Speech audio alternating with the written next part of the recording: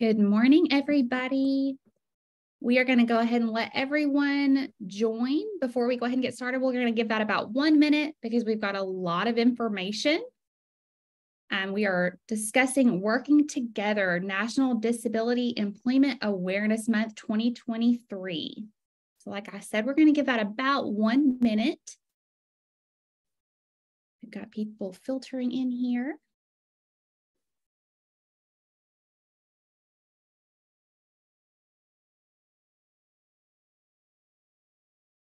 And we do apologize. We're starting about 3 minutes late. Don't worry, we'll go ahead and tack on those 3 minutes there at the end. Make sure you get all of that good information. All right, that's been our minute. We're gonna go ahead and get started. Hi, my name is Lainey Jennings Hall. I'm the Marketing and Events Manager here at Disability Rights Arkansas. I will be your host and moderator today. Thank you for joining us for today's session. Again, Working Together, National Disability Employment Awareness Month 2023. Just a couple quick housekeeping notes before I turn this over to our speakers. This is a webinar. If you haven't already noticed, your video and audio are automatically turned off for the duration of this webinar. If you have any questions, please drop them in the Q&A option below. That'll be on that toolbar on the bottom of your screen. There will be time at the end of the session for Q&A. We also ask that you help us to keep this session as accessible as possible by limiting chat posts. Please use the private message feature to say hello to friends or any side conversations.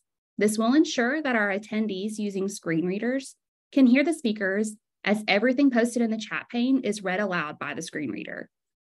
Excuse me. If you have any webinar related issues, message me directly.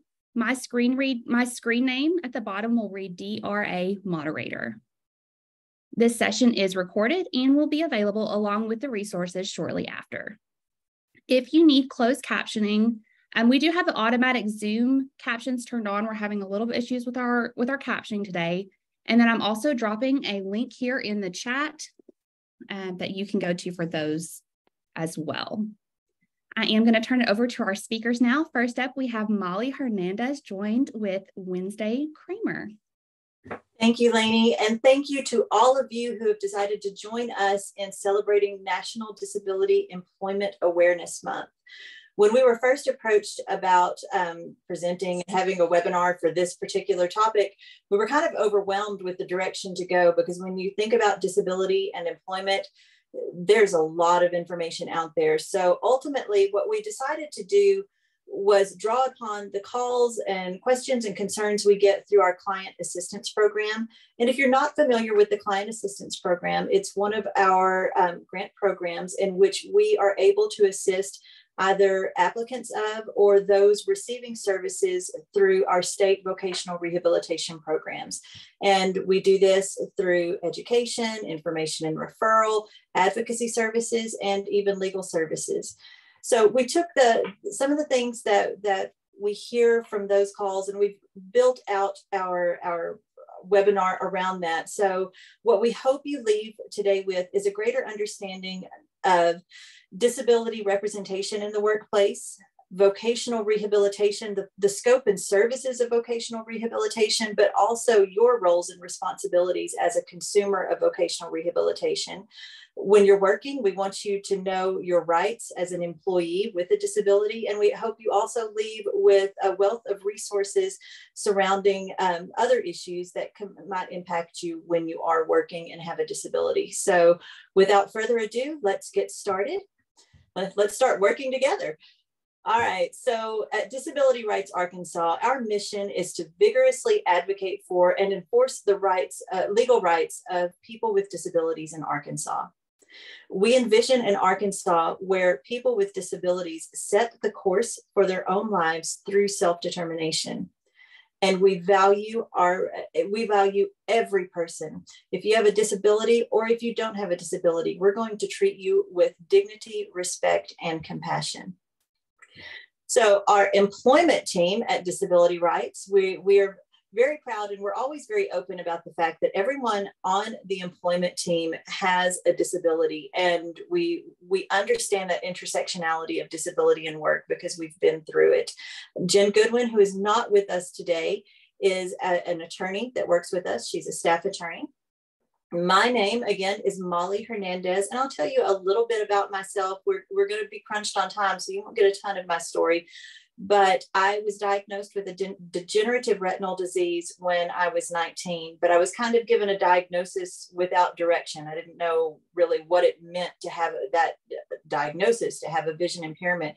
I spent many years thinking, well, I'm not blind, so obviously the problem's all mine to deal with. You know, I didn't know that vision loss was a spectrum issue.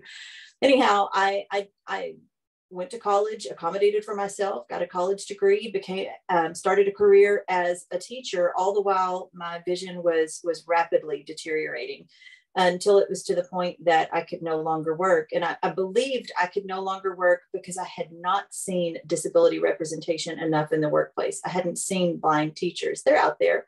I could have continued working as a teacher if I'd known then what I know now. But anyhow, I ultimately, I did leave work. I stayed home for some time. I worked with vocational rehabilitation through the Division of Services for the Blind, and I went back to school. I got a master's degree. I'm now a certified rehabilitation counselor, and I've been working for Disability Rights Arkansas with employment advocacy for 4+ years now. So it's what I love to do. I've been there. I know it's not easy to work with a disability, but it's doable, and it is so important because we need to be reflected in the workplace. Our community needs to be represented. So this is so important. I hope you do take away a lot of great information today. And now I'm going to toss it to my friend and my colleague, Wednesday Kramer. Hi, everyone. My name, like Molly said, is Wednesday Kramer. I always like to start out with something funny. My name is Wednesday, and most people think that I was born on a Wednesday. I was not. I was born on a Sunday. My name actually comes from the Addams family. It's the first question I always get when I introduce myself.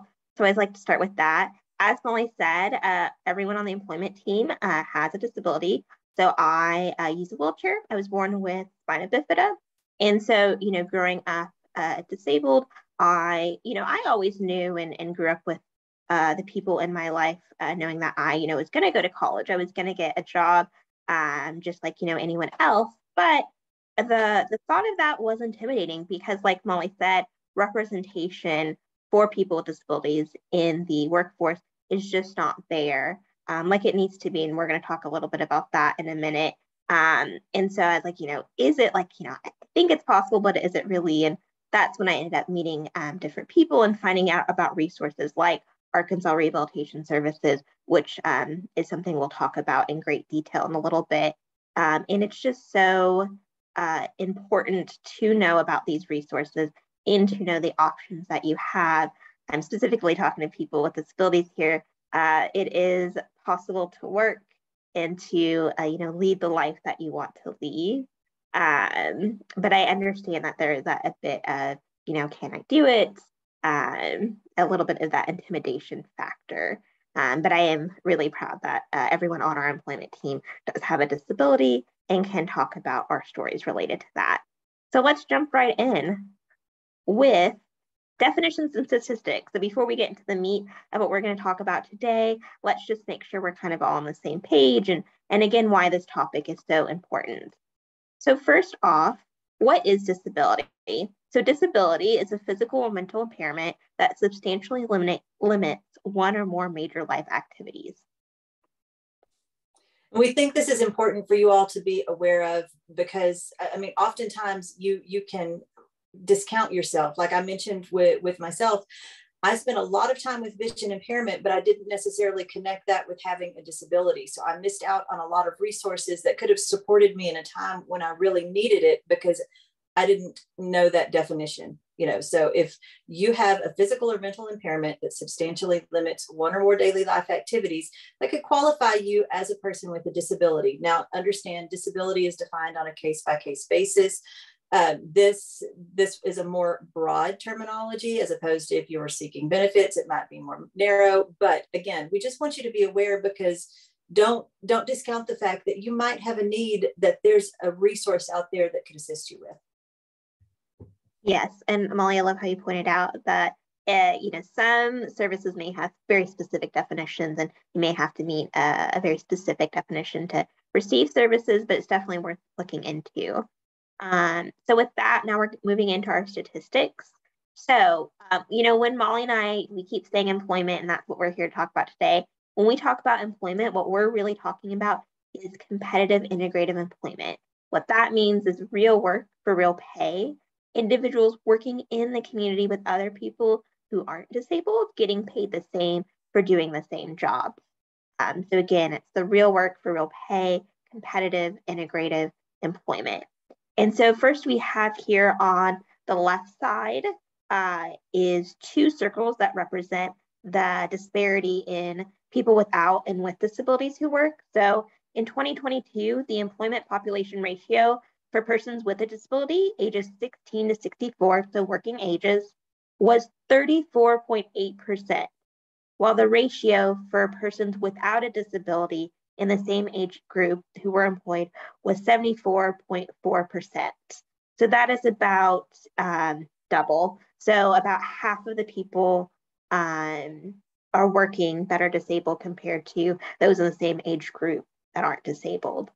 And then on the right, we have a bar graph that again shows different statistics and percentages related to employment. And this bar graph specifically is looking at within people with disabilities who are working, what their disability is. So, the overall rate of people with disabilities working is around 34, 35%. But within each category of disability, depending on what your disability is, it can vary. So for instance, 55.7% of people who have a disability related to hearing, they are employed. And so that is higher than the overall rate of employment for people with disabilities. But then you look over on the bar graph and can see that for those that have a disability related to needing assistance with self-care, it's 16%. So significantly lower than the average overall rate of employment for people with disabilities. So I think this is something good to look at too, to know that, it's not just people with disabilities, but specifically, what kind of disabilities are needing more support and outreach and education.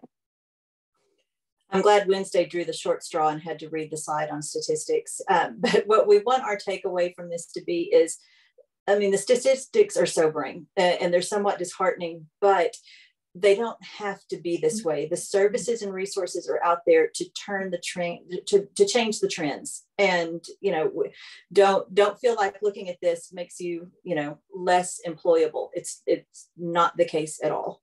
All right, next slide. And we really do believe that, people can work, people with disabilities. Again, with these statistics, depending on the disability, it is quite low. But again, the supports are there, and that's what we're here to talk about.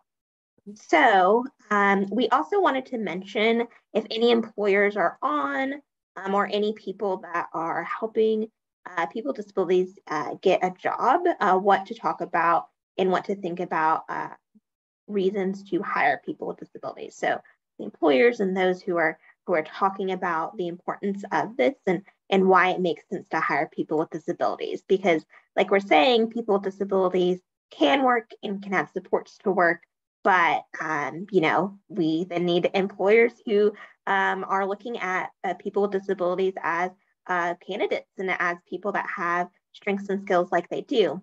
So studies have shown that companies who hire people with disabilities saw an overall increase in profitability, workplace safety, productivity, retention of valued employees, and that they saw an overall lower turnover rate when compared to people without disabilities who worked.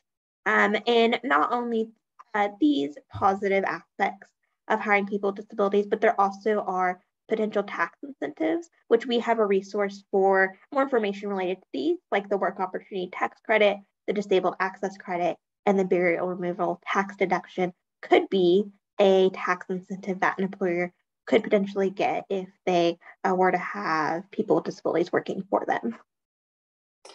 So for the people with disabilities who are listening, this is great. This shows employers that, yeah, there's a benefit to hiring people with disabilities, but also remember no one's doing you a favor to hire you. You are an asset and you are bringing a lot to the table. So just please remember that. We applaud employers who are open-minded and recognize talent and recognize your abilities. So if you want to work, how do we get there? What are the steps so that you can be part of that representation, the disability representation in the workforce? Our first stop is going to say, have you explored vocational rehabilitation?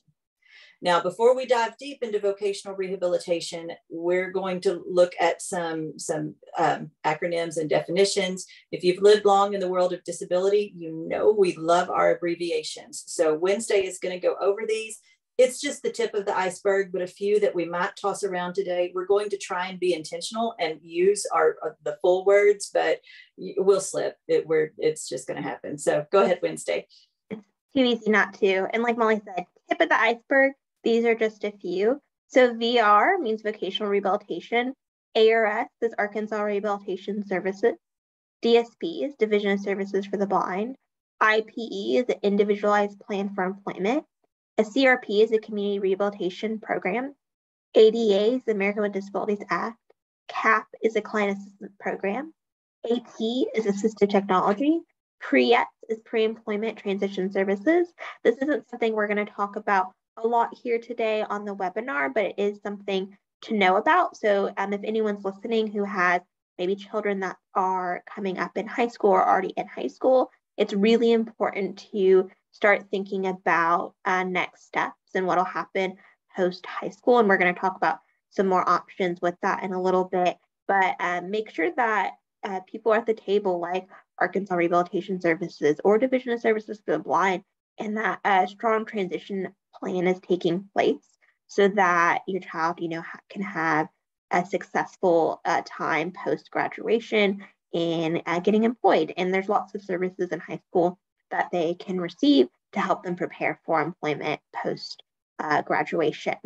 We also have EN, which is Employment Network, TTW, which is Ticket to Work, and CWIC, which is Community Work Incentive Coordinator. All right, thanks, Wednesday. And again, it's just the tip of the iceberg. And I would say there's a good chance you're going to hear us accidentally use one that wasn't on the list today. So again, forgive us. We live in a world of alphabet soup here. All right, so let's talk about vocational rehabilitation. All right, vocational rehabilitation originated with the Rehab Act of 1973, and then exists as it is today because of the amendment for the Workforce Innovations and Opportunities Act, WIOA. So here we are giving you some others right off the bat. And what that does is it provides funding to the states for them to have vocational rehabilitation programs. And of course, here in Arkansas, we have 2 vocational rehabilitation programs. We have general for ARS, and we'll say this again later, and we have one specific for people with vision impairments and who are blind. And the federal money that comes in, it helps provide training and programs so that people with disabilities can receive vocational rehabilitation services that are specific to their strengths, their resources, priorities, concerns, abilities, capabilities, interests, and informed choice so that they can achieve competitive integrated employment.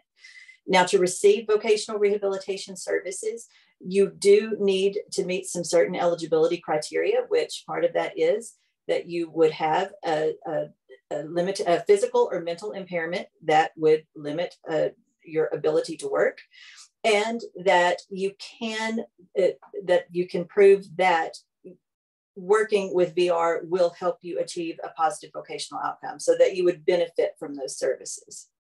All right, next slide. So now we're going to talk in more detail about Arkansas Rehabilitation Services and Division of Services for the Blind individually, and get into the nitty-gritty of some of the services they can offer. So Arkansas Rehabilitation Services, their mission is to prepare Arkansans with disabilities to work and lead productive, independent lives. They offer a lot of services, many more than that on the screen right now, but they include vocational counseling and guidance, assessment services, job placement services, restoration, assistance with college and vocational training, supportive employment, on-job training, assistive technology, and those pre-employment transition services I meant earlier, we are going to get more detail with what these services mean and could look like in a few minutes. Okay, so the Division of Services for the Blind, our other VR agency in the state of Arkansas, their mission is to enhance the personal and economic independence of people who are blind or severely visually impaired in Arkansas. And they're going to offer the same services that Wednesday just mentioned, but I'll go a little more in depth on a couple here that I think are very relevant and worth mentioning. For instance, when you're talking about independent living skills, those are services that both agencies provide, independent living services. However, I do think it's very relevant to think about when it pertains to blindness, and especially blindness that is acquired later in life. Sometimes you need that time to get those soft skills that are so critical just to be able to navigate not just your community, but even just navigating your home safely and learning to use assistive technology, which is another big thing for both agencies. You will have AT evaluations and recommendations, but I know as a blind person, I rely heavily on assistive technology, and that's something we'll talk about a little bit later. But again, both agencies are going to offer the same services, but depending on which agency you work with, if you're working with DSV, it's going to be a little more tailored to the fact that they're working with people who have vision impairments. All right, next slide, Wednesday. So now that we've given you a little bit more of an overview of Arkansas Rehabilitation Services and Division of Services for the Blind individually, we're going to go through the steps in the VR process, which look the same for both agencies. So this is what you can expect if you're going through the process of vocational rehabilitation.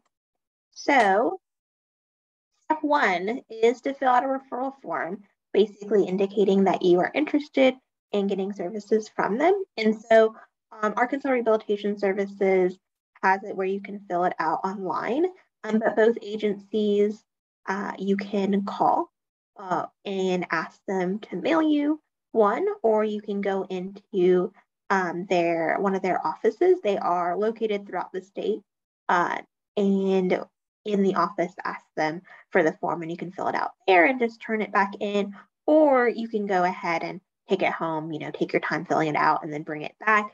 The referral form asks for basic information like your name, address, phone number, things like that, as well as what your disability is, what you're needing assistance with, previous work history, different things like that.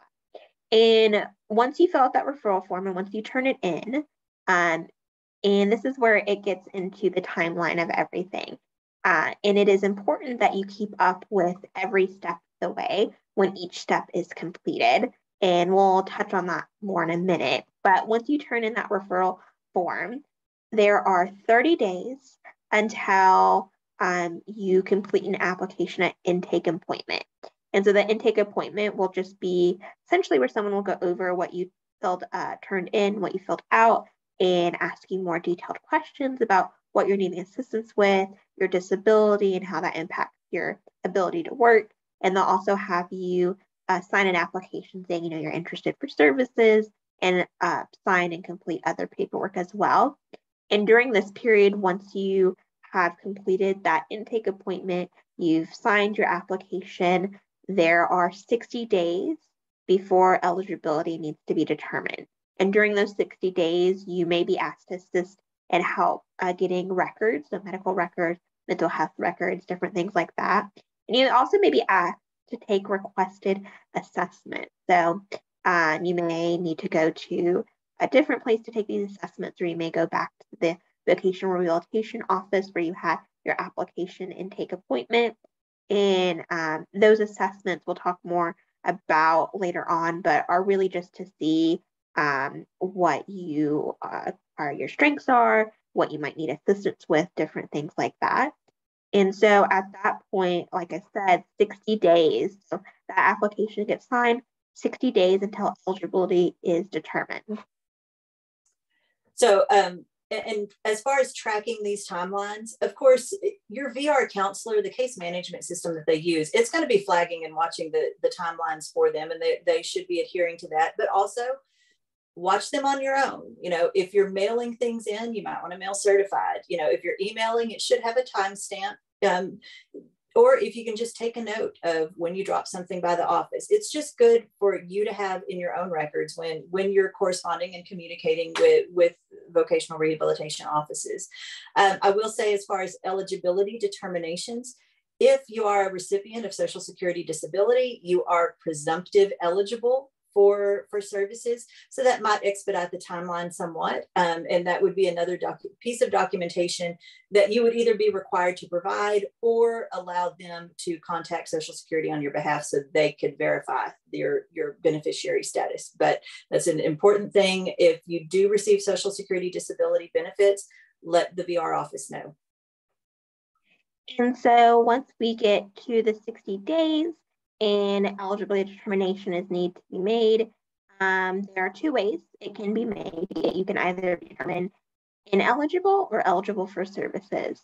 So if you are determined ineligible for services, you have 30 days to file an appeal, and we'll touch on that whole process towards the end of this presentation. But you have 30 days if you are determined ineligible to file that appeal saying you don't agree with that decision. If you are determined eligible, there are 90 days until the development of your IPE, your individual plan for employment, needs to happen. And your IPE basically just says, this is what I need assistance with in order to get a job. And so there are some general ones that are on everyone's IPE, like vocational counseling and guidance. And then other services will vary to individual. So some people have college getting paid for listed on there, different things like that.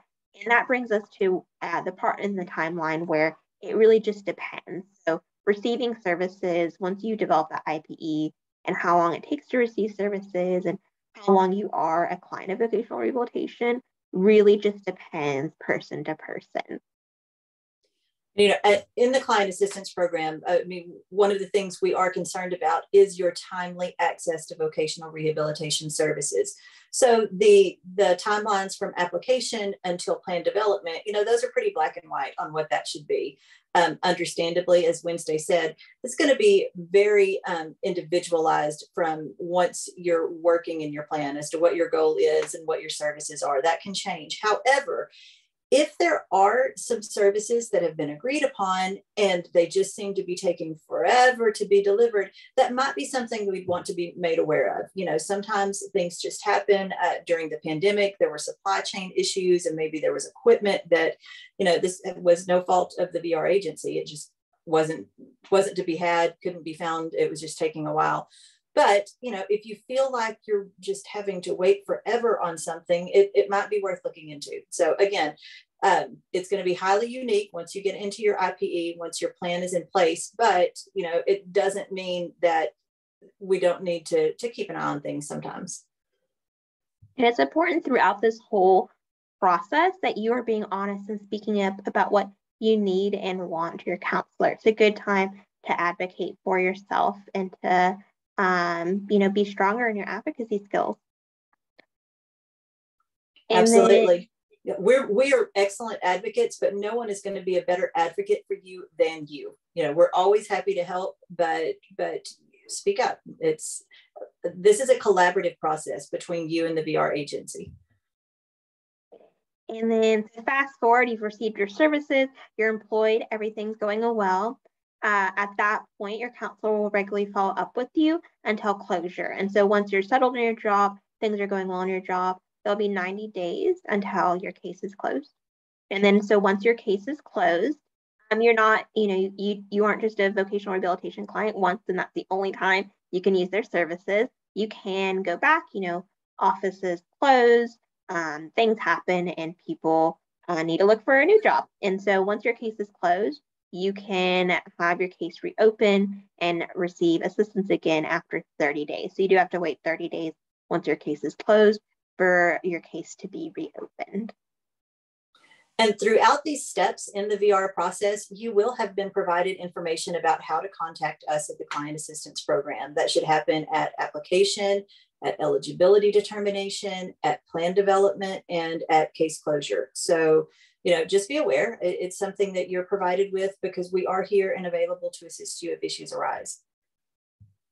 And, we just went through this whole timeline with you, let you know how things should go. But like anything, there are exceptions. So any step in the VR process does have the potential to last longer than we mentioned. And your vocational rehabilitation counselor should be speaking with you to that about that if a step is going to take longer, if something's come up. Like Molly mentioned, supply chain issues, they should be letting you know if there's a reason why things aren't happening as they should. Also, in some cases, before someone is determined eligible for services, they may be asked to do what's called trial work, which trial work is just there to help the counselor determine if an individual can work or not. And so trial work experiences can look different depending on what's needed, but it can involve things like supportive employment, on-the-job training, and just other experiences in realistic work settings in order to help your counselor determine if you can work or not. Yeah, another exception can be if you need additional evaluations, and you could be placed in a status of extended period of evaluation, but that needs to be agreed upon by both you and the counselor for that to happen. But it is another time when potentially your timeline is going to look different than what is standard. And we have mentioned, it's important to speak up, let your counselor know what you need and what you want. And this is, where informed choice comes in. Informed choice is all about getting accurate information, getting the information you need from others, and researching yourself to make decisions for yourself, to make the best decision you can for yourself. This whole process is about what you need and want to be successful. And again, the vocational rehabilitation process is a great time to learn how to better advocate for yourself. And again, make sure you're telling your counselor what you need and want, what's working and not working. You both may agree that a service to assist you get a job is helpful, and then, you start receiving that service and you realize, hey, like this just is not working out. Make sure you're communicating that with your counselor. Yes, and we here at the Client Assistance Program, we're here very much to support your right to informed choice, but there also comes a time when you do have to be reasonable and know that maybe what you're wanting, it doesn't align with your strengths and your resources and your priorities, all of those things that I discussed before. I'll give kind of a fun example. I'm a blind person, and but maybe I love NASCAR, love NASCAR. My family would be rolling their eyes right now. But if I went into DSB and said, you know what, I love it, it interests me so much, I think I'd like to drive for NASCAR, it's not reasonable. It's not going to happen, at least not until some technology takes off further, and then I'm all about it. But again, be reasonable. Do your research, do your homework. We will be happy to stand behind you. If there's something absolutely reasonable and is going to be beneficial to you, then of course we are going to support your right to informed choice, as will, I believe, the VR agency. Service options. So now we're going to move into the different options that are available to you potentially, depending on what you need if you're going through the vocational rehabilitation process.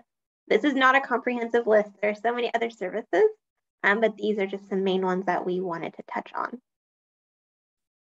So the first one is vocational guidance and counseling. This is something that everyone will receive and will be on the IPE.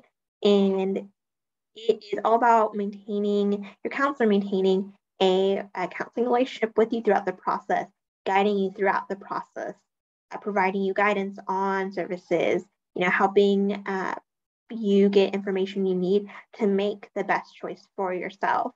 And it's also about them referring you to other agencies that are necessary to provide the services that you need. So a lot of the other services we're going to be talking about today may not be a service that the actual agency themselves provide, but they will refer you to them and can assist with the cost of services at other agencies, at other organizations. And they should also be letting you know, like Molly mentioned earlier, about the client assistance program throughout the process. Next up, we have assessment services. And assessment services can be needed for a variety of reasons, including to help determine eligibility. So if you are eligible or ineligible for services, priority, and vocational rehabilitation needs. So what would be helpful and what you might need in order to successfully maintain work. And so when we're looking at assessment, a couple of things here. So in the world of disability, sometimes we can be assessment exhausted. It makes us uncomfortable. I mean, we're tired of feeling like our limitations are being pointed out through assessments. And that's not the point of these. You know, they're going to be looking at your strengths and your abilities and your functional skills, your interests. You know, some of these can actually be quite fun. I know a lot of us don't like to do tests, but they play an important role in establishing what is going to be a good option for you. It's going to be revealing to you as well as your counselor, and you know what the vocational goal could be. Also, one of the bullet points we had on here was priorities. Now, in Arkansas, as of right now, this is not really relevant. However, if we were under an order of selection where there was kind of like a hierarchy of who would get served, you know, these assessments could reveal who would be of a higher priority to serve. But at this time, that's not relevant. And then, of course, just the services you need. I mean, I talked about assistive technology earlier. I touched on it. We'll touch on it again later. Some of the assessments and evaluations will revolve around assistive technology and equipment that you might need to assist you in whatever you're doing. So again, keep an open mind with assessment. Know it's just part of the process. And next up, we have vocational and other training. So vocational rehabilitation can assist with various costs associated with going to college or other training programs. The other training programs, we're going to mention some of those in the next slide. And this services can include postgraduate studies. Other examples of what it can include are, you know, your main college tuition, books, materials you might need, assistive technology. But it's important to know that what they'll pay is based on in-state public university costs. Yeah, I think it's always important to kind of point that out. I mean, they do have a rate setting methodology. So, you know, if they're looking at assisting with tuition, they're going to look at an in-state university, public university. Even if you're attending an out-of-state university, they'll still look at what would be here locally. And to that point, and I did not mention this earlier, you can have concurrent cases with more than one agency. So if you were attending school out of state, as long as you're not duplicating the service, you can have a case with the agency, the VR agency in each state. But you can also have concurrent cases within Arkansas. If you have a visual disability combined with another disability, then you might be served by both agencies, just as long as you are not duplicating services. Like they can't pay for the same thing. So anyhow, I'm just throwing that out there as another tidbit of information. I mentioned we're going to talk about the other training programs. Some other options that people we find often aren't aware of are two specific programs that are in other states, including as well as ours, which are the comprehensive transition and post-secondary programs and Project CERT.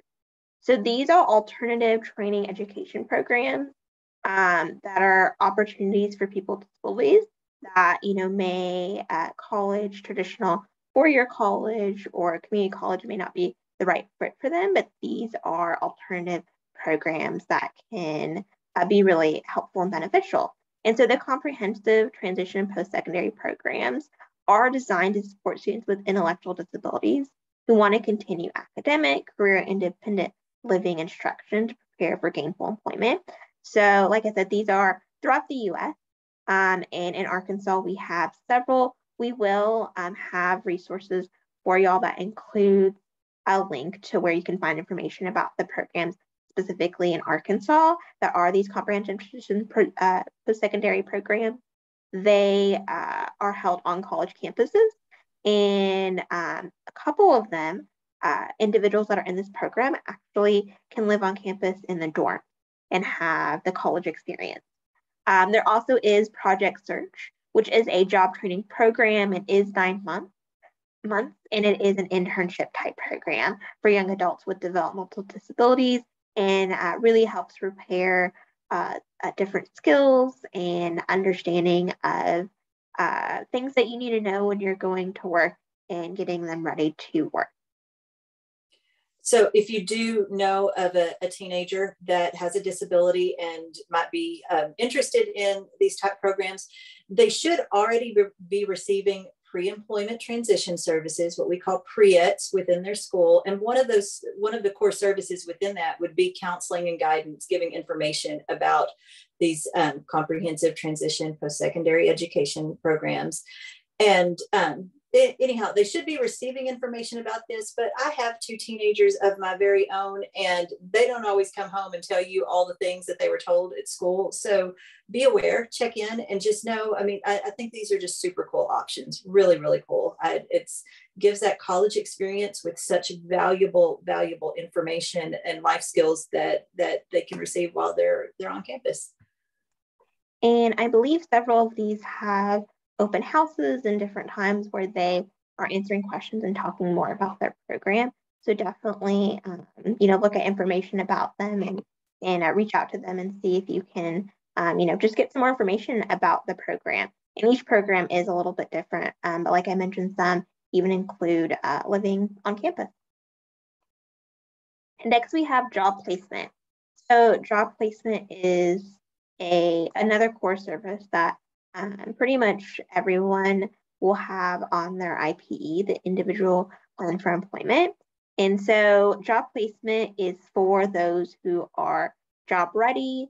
And if you are job ready and you're only needing help with job placement, so you don't need help once you get on the job, you're just needing help finding a job that's right for you, you will be referred to what they call a business engagement representative in your district.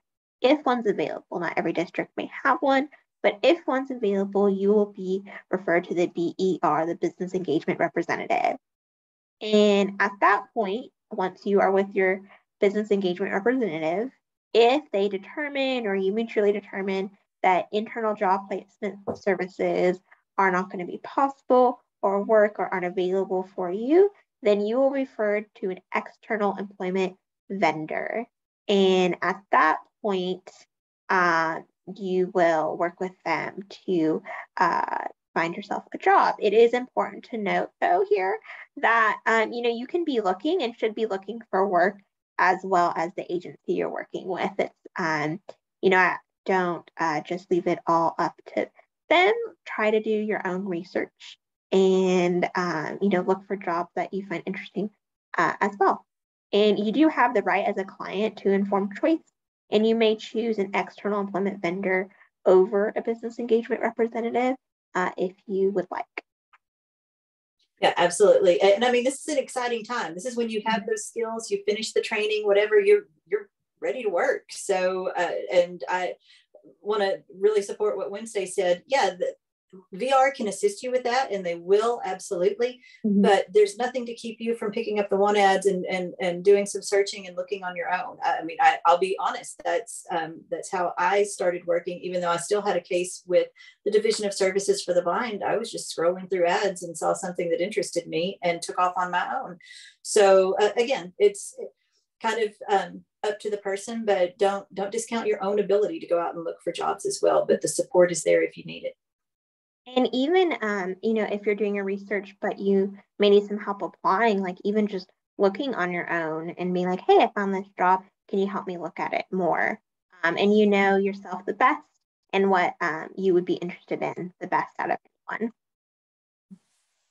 Next up, we have supportive employment. And so this is for individuals who have more significant disabilities that are working towards competitive integrative employment. So supportive employment is customized and it is consistent with an individual's strengths, abilities, interests, and what they want. So supportive employment is a place then train model.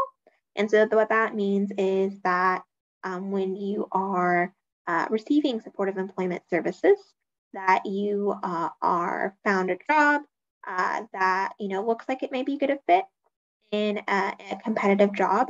And then once you're on that job, you'll be provided training and support that are directly related to that job. The focus is on finding that best job match and then providing training for that particular role that you are filling. And again, this is just another path that's offered through vocational rehabilitation. It's a great option. And I think sometimes people aren't as aware that this is available. So we just want to make sure people know that, it's another option when you're wanting to go back to work and work with VR. And next we have customized employment, which is another option. So customized employment is helping people get competitive integrative employment. And these are for individuals who, again, have, a disability that have more significant support needs potentially, or for people that traditional employment hasn't worked in the past, the way you typically get a job through a want ad or things like that. And it's based on, again, unique strengths and needs and interests of the individual, specific abilities of the individual, and as well as business needs of the employer. So a lot of times with customized employment, it isn't just a job you would see on Indeed or the want ads. It's a job that has been customized to fit you and the employer. It is a flexible multi-step process, and it's personalized, and the employment relationship, to personalize the employment relationship between that job candidate and employer. And it's a way to meet both the needs of that job candidate and an employer. Yeah, and both supported employment and customized employment utilize job coaches, which we'll talk about shortly. But again, to varying degrees of how long and that level of support. And I also want to point out here, we are talking about, there's not a one size fits all program here. Mm-hmm. And I want to make sure everyone's aware that if you have a disability and we're saying, you can return to work, that doesn't always look like a 40-hour work week. So don't think you have to go into this and leave working 40 hours a week. As you can tell, the programs are customized, and depending on your stamina, if you could handle that mm-hmm. or not. Part-time's okay. There's nothing wrong with working part-time. So we don't want you to think, oh, everybody's got to go and do 40 hours a week. We know not everyone can do that. And also some people are reliant on benefits, and that we'll briefly touch on that later, that maybe too much work could impact those. So again, we're aware of that, and we want you to be aware of that as well, that you can work to what you are ready and willing and able to do. And some people may, start out part-time, and that might be what's best for them at the time, and then they work their way up to full-time. That's another possibility too. So Absolutely. We've been throwing around the words external employment vendor, and so those are community rehabilitation programs, and they are contracted. So organizations, places contracted by VR, vocational rehabilitation, to assist with that more in-depth job placement, with maintenance, and with assistive technology. So these are vendors that, if you need a piece of technology, they can provide it as well as the places that you would go if you are looking at that supportive employment or customized employment. If you need assistance from an external employment vendor, you should be asking, you should be provided one, but if not, you should be asking for a list of vendors that are available to you. So for instance, if you are going to be receiving supportive employment, there should be a list of those vendors that agree to serve the area you are in. So not every external employment vendor, covers the whole state. There are some vendors that cover specific areas. So there should be a list for your area. So once you get that list, you'll look at it. And, I say, if you're able to, or even if you need some support doing so, interview people on that list and see what vendor is the right fit for you, especially when we're talking about the supported and customized employment, because you will be working with these individuals, for quite a while until you are on the job and are ready to be on your own or have less support on the job. And so it's important to know who is the right fit for you, who you think will help you get a job that you're interested in. And so some of the people that work at these vendors are employment specialists, and they not only assist clients with job placement, but they connect with businesses. They do a lot with connecting with businesses and ensuring that they have people they can contact if they have someone that is interested in a specific field. Yeah, and back to interviewing the vendors and getting those vendor lists, it's a great thing for you to do. But also, when you interview and you make a decision and inform your counselor, inform them as to why. Your counselor is going to really appreciate having that knowledge of, oh, well, that's good to know about this vendor. That's why you chose them. Or it's good to know that, this is why this vendor wasn't a good fit for you. So again, keep that counseling relationship and disclose to them, why you were more comfortable with one vendor over the other, but never be afraid to ask your counselor for more information. Like, ask for the vendor list. That is not a problem. And not just calling the vendor, but you can also look at their website and the information they have and see, any pamphlets they may have or other information that they give out. And a lot of times vendors are at different events you may be attending, at different public events, and go around and talk to them there. So next we have the job coach, which is an individual that, if needed, will come while you're on the job once you have that job and assist you with a variety of things. So they help with learning how to do the job. So if an individual needs more time in learning how to do their job, they make sure that they are learning their job, helping finish maybe potentially some job duties while they're first learning a job needed. They also work on developing strategies that can assist an individual in completing their job duties on their own. So let's say there's a 5-step process and a job coach sees that on step 3, you or the individual that is with the job coach keeps having difficulties with that step 3. They may take that step 3 and write a checklist for everything that needs to be done during step 3, everything, maybe if you need to get all these supplies out, whatever the issue is, they will help come up with the way that the individual can then complete the task. And they also can help with determining what modifications or assistive technology might be needed. Yeah, job coaches are just really phenomenal assets to utilize.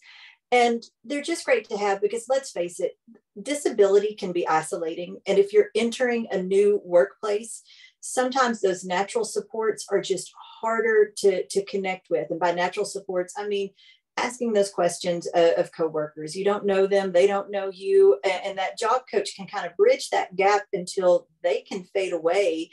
And then you can utilize those natural supports if they're even necessary. So I love job coaches. I would love to see them. I would love to see that they were much more available and much more utilized, because I know we don't have near enough of them, but be aware they're out there. Yeah. And next up we have assistive technology. We aren't going to spend too much time on this because we could have a whole webinar just on assistive technology.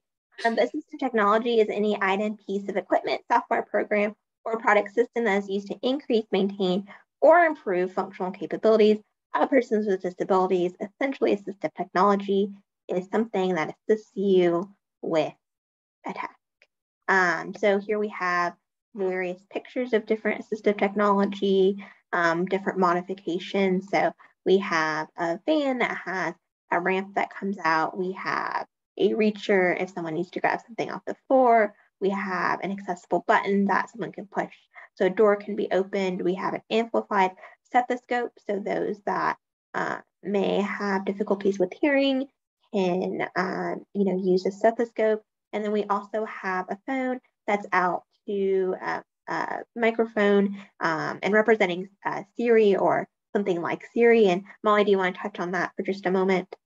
Sure. Yeah, of course, she's saying just a moment because she knows I can go forever on assistive technology. But so, and the reason why we used a picture of a smartphone, it's because I always say the most powerful piece of assistive technology I ever have on me is my smartphone. Like I think I could launch a space shuttle from it, but it's accessible and it's great.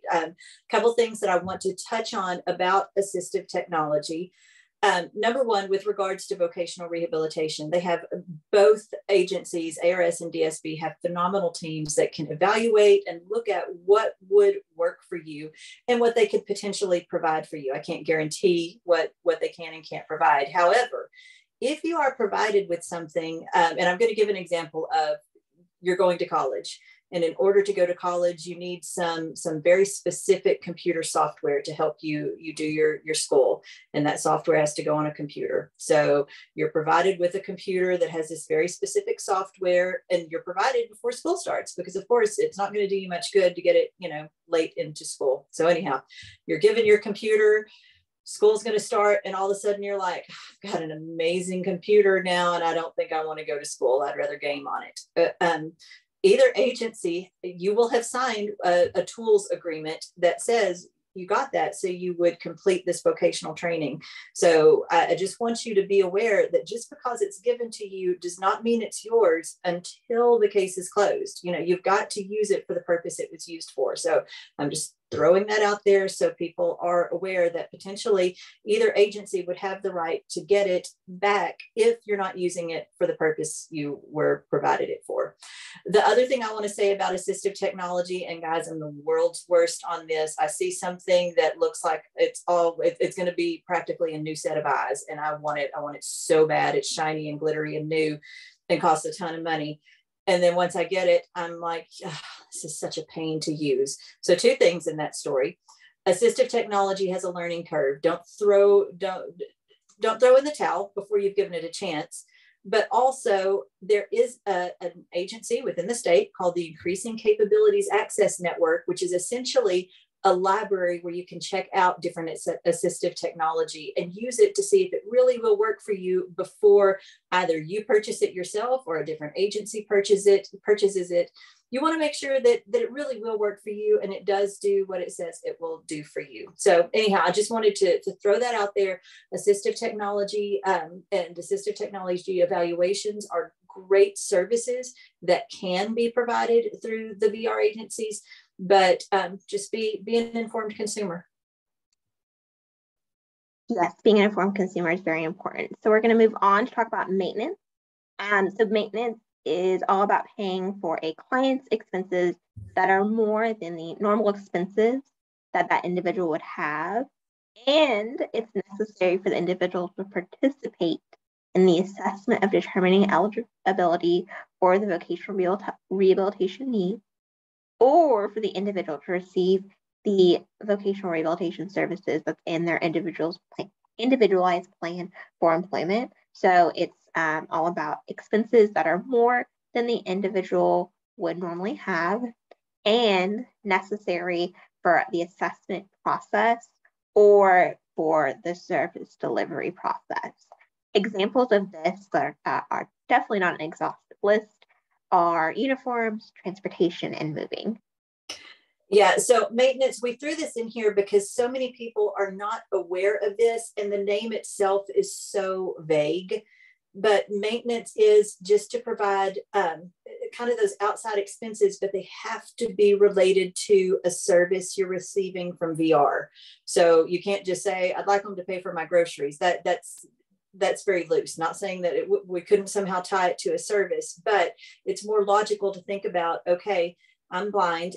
I'm participating in a training that's across town from my house. Can they assist me with public transportation to get to and from my training? Those sorts of things fall under maintenance. So it's a big umbrella. But I just want you to know that sometimes there might be something else you could be assisted with, but it does have to be connected to the VR service. So anyhow, even what we bulleted out there, we can't say for certain that's something that can be provided, but it's a possibility depending on what services are in your individualized plan of employment. So that's probably a little confusing, but again, maintenance it's another service. So.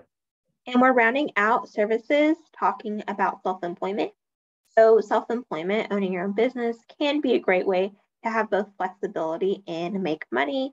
Sometimes self-employment is the best option for an individual with disability. It is a multi-step process to become self-employed and receive assistance from one of the agencies.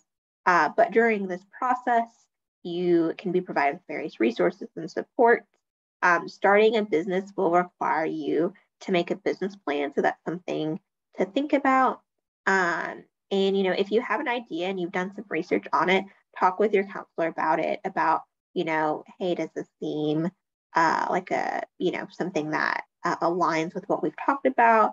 That could be a good option for me. I've done my research. What would the process look like for me getting assistance with this?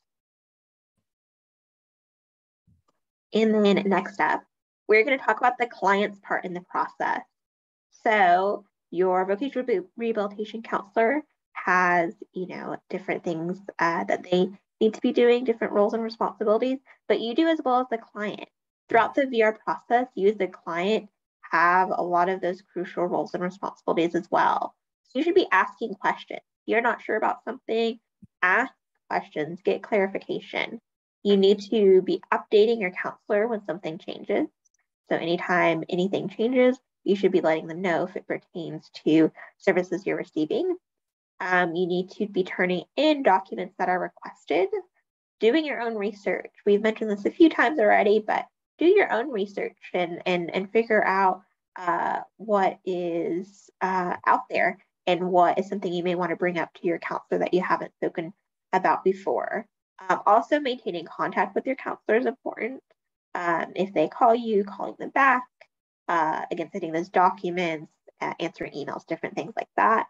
It is your job to be an active participant during this process, and we want to make sure you know that. Yes, we can't stress this enough. You have rights in this process, but you have responsibilities as well. And for instance, providing documentation, it does get exhausting, but it's part of the process. And, for instance, I keep using college students as examples, but if you're a college student, keep in mind your counselor probably has a caseload of at least 100. Sometimes counselors could even have double that, and they're not going to be chasing you down before every semester. I mean, actually, they may do it, but it is your responsibility to, in a timely manner, give them the documentation they need, your registration, your the fact that you've applied for federal student aid, your grades from the previous semester. If you're handing that in the week of school starting, they may not be able to get the plan written in. They're probably going to do their best, but providing documentation is just an ongoing part of the process. And if you're ignoring emails and ignoring phone calls and not turning things in, you're either going to delay your vocational goal, or potentially your case could be closed because you were non-responsive. So again, be a good consumer, because, with the client assistance program, there's a lot we can do, but, we can't, make you turn in your paperwork. We can't make you call your counselor. Those are the things that you're going to have to do. Next up, we want to talk just briefly, just a little bit, this just touches on it, financial consumer participation. So you may be asked to contribute part or all of some services and to turn information related to your finances. But when you are asked to contribute financially, it can't be so high to prevent services, as that can be seen as a denial for services. It's also important to note here that Social Security beneficiaries are exempt from financial consumer participation.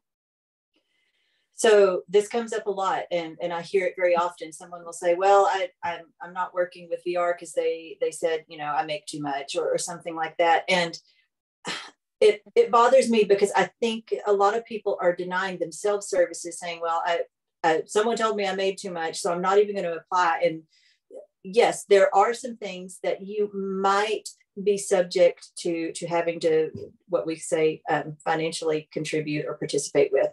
But there's other services like counseling and guidance and evaluation, some things that could be very beneficial to you that are exempt from you having to pay. Also, this is, it's a policy. Sometimes it may be necessary to ask for an exception to the policy, as if your participation is set so high that it is effectively denying a service. Everyone's situation is unique. So, again, if you feel like you're having to participate when you should not financially, that's another thing you can contact us about. Again, it's something the states are allowed to do, but it is not mandatory for the states to require it. So next up, we're going to talk about denial. So I mentioned towards the beginning of this presentation that if you are determined ineligible for services, you have 30 days to file an appeal. So we're going to talk about what that can look like and how to get assistance with that. So what to do if you receive a denial. First, you can contact us at Disability Rights Arkansas. On the screen is our phone number, which is 501-296-1775, or you can fill out our form that is online. And at that point, once you call or fill out our form, you will receive, usually within a few days, a call or email back from our intake coordinator, and she will talk to you about what difficulty you're having, and then something we can assist with. She will assign you to one or sometimes both of us, depending on the situation. So Molly and I do work closely together on cases, depending on what is going on. But we do want to give you an idea of what this process will look like if you do file an appeal. So you can make a request, either verbally or in writing, for a review of determination, so a review of what the decision was made. I would say that if you can do it in writing, I think that's the best practice. So you, have it, especially like in an email, you have that you did, this, I did write this. This is when I sent it. So first, an applicant or a client will talk about the issues with their counselor, and then a written determination will be issued to the client. And then at that point, they should be advising you of us, of our program, the client assistance program. If you're dissatisfied, if you're not happy with what they determined, that you can ask for an administrative review from a district manager. And again, that's something that we can assist you with. And then step 3, mediation is available after administrative review, but participation is voluntary on the part of the client or applicant in ARS or DSP of the agencies. If dissatisfied with the decision on administrative review or mediation was unsuccessful, if that step does occur, the applicant client can ask for what's called an impartial hearing. And then last step, the applicant client may file a civil action if dissatisfied with the results of the impartial hearing.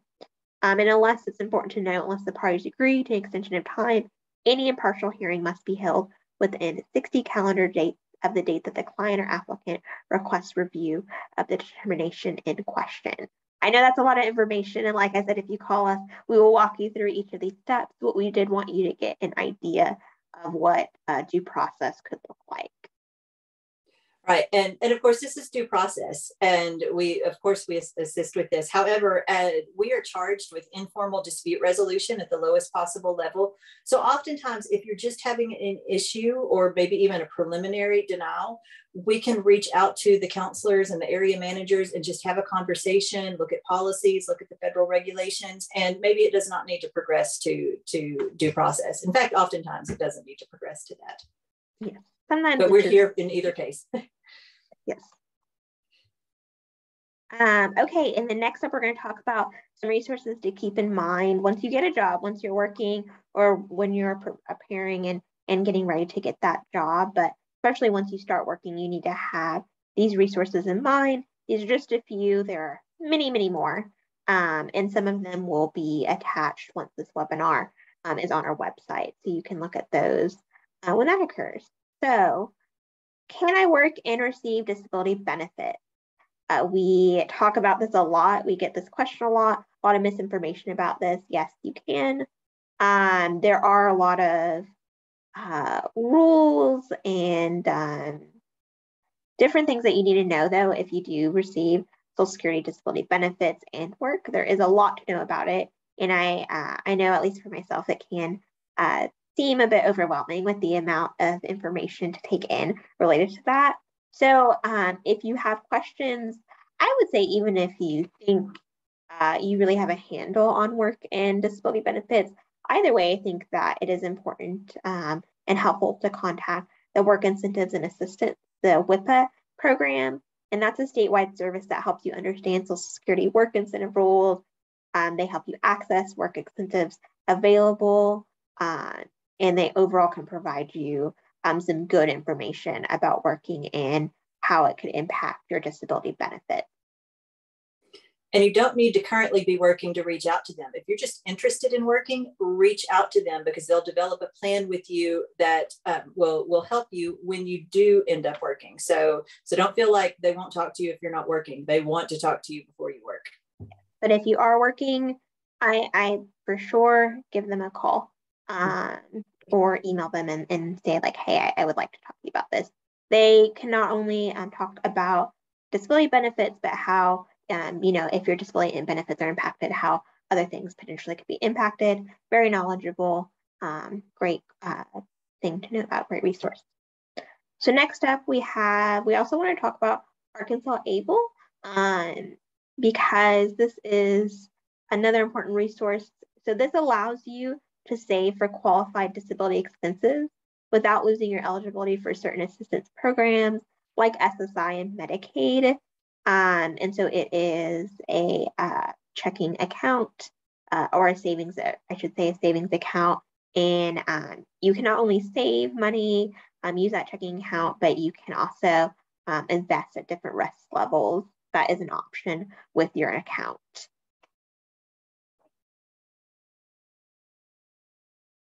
And then next up, we have reasonable accommodation. So once you're working, or if you're even needing reasonable accommodations whenever you are interviewing or going through the process that the employer has for you, it's important to know about reasonable accommodations. So reasonable accommodations are modification or adjustment to a job, the work environment, or the way things are usually done during the hiring process. It's there to ensure equal opportunity in the application process. It can enable a qualified individual with a disability to perform essential functions of a job and make it possible for an employee with a disability to enjoy equal benefits and privileges of employment where they're at. A common misconception is that reasonable accommodations are expensive. They generally are not. Most are under $500. Many are free.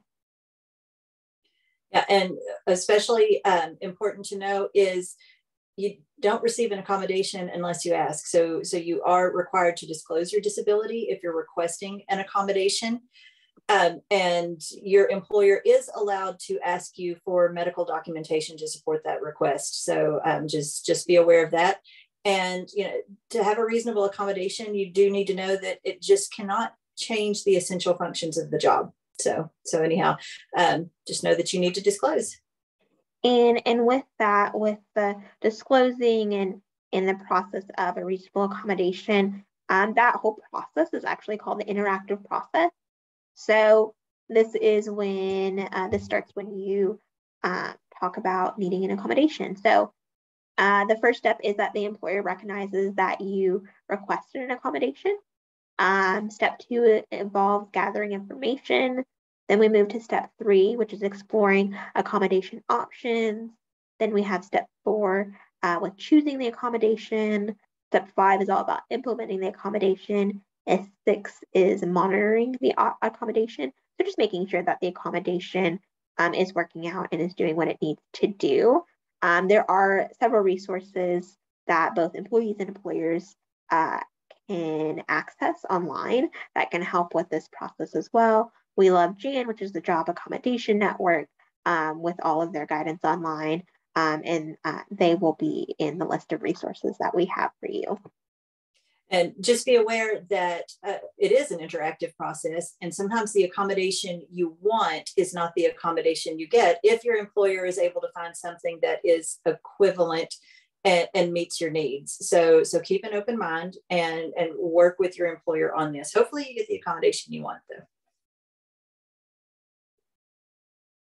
Okay, we made it. We got through all of it. So we are at questions, and I'm going to advance to the next slide real quick and just let y'all know about this last slide. So this is connecting with us. It has our email, our physical address, and that phone number I gave earlier, again, as well as our website. There is a QR code on the slide as well that can link to various information, our website. We do have a podcast as well, and different things like that. So yeah, so what questions do y'all have? I'm going to leave it on this slide, so if anyone wants to use the QR code, they can. So Wednesday, it does look like you have several in the Q&A box right here. We have one. Does the person have to have CES waiver services in place to be able to participate in supportive employment? You want me to take that, Wednesday? Yes. No, you don't have to have them in place for supported employment. However, if you're progressing more into customized employment, that interagency agreement, it is beneficial if you need those long-term supports, because the state rehab agency is only going to pay for, I want to say it's like 90 days. They have a limited amount of time that job coach will stay on through stabilization. But if you know those supports are going to be needed for longer, it is beneficial to have a waiver plan. So yeah, and that is not an easy process to navigate. And if it's something that you're having difficulties with, please reach out to us. And then I see another question is, what would transportation look like for that individual regarding maintenance? So Uber, local business, bus transportation, taxi tickets, or kind of a mixture of all those things. Yeah, Erin, I think it is a mixture potentially of all of those things, depending on what the client needs, is what I would say. Yeah, depending on what's available in the area. And keep in mind, that's not ongoing forever. When you talk about maintenance, it's going to be limited. So, if it's a case of, you need to have worked a while to have saved up some money to be able to pay for your own bus ticket, or to be able to Uber on your own, they won't do it forever. You've got another one on transportation. Should employees get to a nearby bus stop 10 minutes ahead of time so they're not late for their jobs? I think it's always great practice. Mm-hmm. Yeah. If not 15 minutes, depending on your bus and how they run. I think I would say earliest as possible when you're first learning that system. Yes, and as someone who's reliant on other people for transportation in all circumstances, I'm a non-driver. Being early is great, and then having patience is great, because sometimes you're just in a position to wait. So. And just a reminder, if you do have questions, go ahead and continue to drop those in the Q&A feature. We do have a few more minutes that we have available for question and answer with the speakers. We have one here. Is a job coach only after you get a job? Because of that place then train model that we talked about, that is typically how it's utilized. Yes, but I do think that maybe there would be, I guess, some potential to, if there's an area to, I don't know, practice. What do you think, Wednesday? Yeah, I'm thinking, so you said after you get a job, I mean, job coaches or someone assisting on the job could even occur potentially in programs like Project Search, like before you have like a job that, you're get, employed like permanent. So, I mean, I would say generally the answer is yes, that the job coach is there after you get a job. But I do know that in some, at some vendors, at some organizations, the employment specialist that is helping you get the job may also potentially like be a job coach or one of the job coaches. So the individual may already like have met or been working with the job coach. So it just depends. One of the questions is it possible to have a link to the external employment vendors? Is that one of the resources that you provide, Wednesday and Molly? No. That's something you would need to request direct from the VR agency, because it could be subject to change. So request it from your counselor. And it's based on like where you live, depending on the vendor. So thank you, Amanda. Amanda said thank you for all our hard work. She'd love to hear more about WIPA, so WIPA. So with WIPA, there is so much with WIPA. That is why we will have the resource of how to contact them. We do, depending on what an individual is having difficulties with, we often refer people to WIPA, but we don't necessarily do a lot of what they do. We refer to them because they are the experts in all of that information. Molly, do you have anything else to add about that? No, they are absolutely the experts. So we would just encourage you to reach out directly to them, because what they do is very specialized, and they just have a wealth of knowledge. And I will say, even with you, with even if you get some initial information from them, they can, you can call them back again and continue asking questions and different things like that. And if the work incentives we mentioned, they may help you with the process with that. And there's just so much knowledge they can provide and assistance they can give. What tools do you recommend for people who are about to search for employment to find out what skills they already have that can help potential employers? Could you repeat that? Did you say schools or skills, Lainey?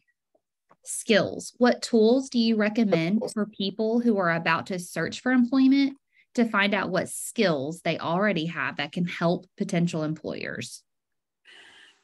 Oh, wow. I mean, as far as assessments, Wednesday, do you have any favorites? No, because I think it depends on the individual and what supports they need during assessments and what might work best for them. I would say if they're trying to look for employment, then I would imagine that hopefully they're already with a vocational rehabilitation agency if they're needing that support, and they should be able to speak with their counselor about assessments or about the assessments that they've been given to see what that kind of shows. Yeah, that's what I would say. Mm-hmm. There's so many different evaluations and testing batteries. I mean, everything from personality inventories, interest inventories, all the way through IQ tests. I mean, there's just a lot. And then from that, you can get a report generated that really looks at what would be a good fit for you. Mm-hmm. And, we keep mentioning individualized. This whole process, getting a job for anyone is very individualized. And something I had meant to say earlier and just totally slipped my mind is that if you get a job and it doesn't work out, don't give up. The first job for anyone doesn't, always work out. We don't always stay at the first job that we get. Things just don't work out sometimes, and that's okay too. So I want to encourage anyone that may have had work, especially those with disabilities, may have had work in the past not work out for them, to try again, and really do some thinking on why it didn't work out, what support you could use going forward, and talk to your counselor about that. And the same with working with VR. You might not end up with a successful case closure your first mm-hmm. or second or even third time, but they're still there. I was not successful at first. Sometimes you get into it, you're overwhelmed, it's too much, and that's okay. That's the nature of disability. Is sometimes we have to monitor and adjust and take a step back and then try again. I see a question in the Q&A that says, does a job coach help prepare you for interviews and or with applying? So it may be a job coach might help with that, but a lot of times this is employment specialists. But as I mentioned, sometimes they are also people that may be your job coach potentially as well. And so the external employment vendor could help you with interview skills and different things like that. Mm-hmm. Definitely. And then someone asked about a list of the comprehensive transition and post-secondary in the state. That will be in our resource list that we provide, where you can go and find out more information about each of the ones that we have here in Arkansas. And that looks like the last of the questions. as you all are aware, or most of you may be aware, you can always ask questions if you have, if you want more information about Disability Rights Arkansas on our website. And that's info@disabilityrightsar.org. Feel free. If we didn't answer your questions, you can always reach out to us for more information and resources. Again, thank you to our speakers. This was a lot of great information, and thank you guys for joining us today. This was recorded, so we will make sure you get this recording as well as the presentation and a good list of resources for you guys shortly after. We do ask, there will be a survey that'll come out. Excuse me. If you guys will take that, we want to make sure we're providing information that's useful to any of our attendees and just to the general public. So take that survey for us. And then we will have another webinar coming out in January. So make sure you keep an eye out for that. Thank you all and have a wonderful rest of your day.